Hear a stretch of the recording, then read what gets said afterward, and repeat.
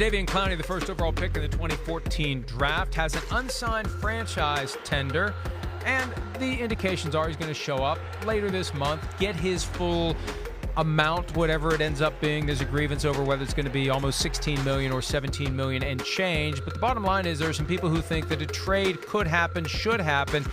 There are many practical problems with the trade of Jadeveon Clowney. Because first and foremost, he can't be signed to a long-term deal because the July 15 deadline has come and gone. Anybody that was interested in trading for Jadeveon Clowney could have done it, should have done it, would have done it before July 15, so you sign him to a long-term deal. Because as it stands, you give up value, you get him for 1 year. Next year, his franchise tag would be 19 or 20 million. That's his leverage. That's his starting point for a long-term contract.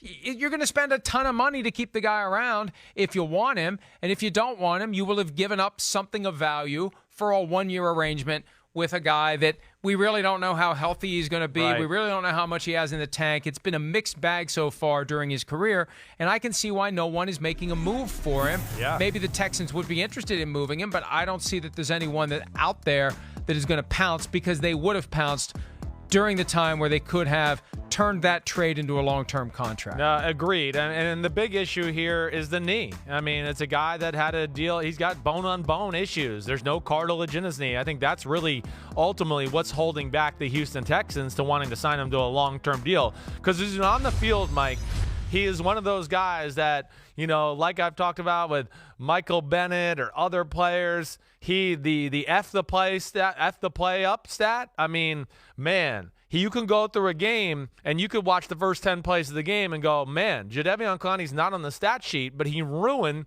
the first 7 plays of this football game by just creating chaos or dominating his guy, and that's what's special about him.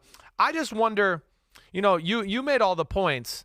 Would a team in the Super Bowl window right now that feels like, man, we are there, we are good, we got money, would they trade a third-round pick and then just take a flyer on 1 year and go, okay, we'll pay him this money right now for this year and see where it goes, and maybe they think about it and just do it, like almost like a baseball-type idea? I'm just throwing that out there. I haven't, like, put in deep thought to this, but it's just curious to me.